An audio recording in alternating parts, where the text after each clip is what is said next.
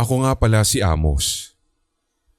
Nakakahiyaman pero na-diagnose akong may schizophrenia. Yun naman yung sabi nila eh. Pero ako, desidido ako na ang naririnig kong boses ay hindi produkto ng aking pag-iisip. Alam kong hindi ako abnormal.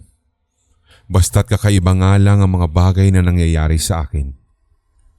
Naiintindihan ko naman kung natatakot sila sa akin. Ang mga bagay kasi na hindi naiintindihan ay madalas kinatatakutan. At sa palagay ko, kahit ipaliwanag ko pa ang aking kondisyon, alam kong hindi nila ako pakikinggan. Siya nga pala, isa akong estudyante sa isang kilalang universidad nang magsimula akong makarinig ng mga boses.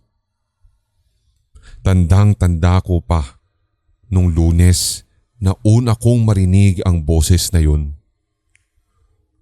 Agahan. Naghanda noon si mama ng masarap na ulam.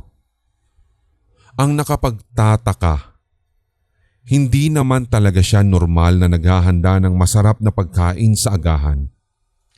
Nakakatamad daw bumangon, gayong kaya ko naman na daw magluto ng kahit ano sa ref. Kakain na sana ako nang may narinig akong nagsasalita. May lasa ng pagkain. Nilalason ka unti-unti ng mama mo.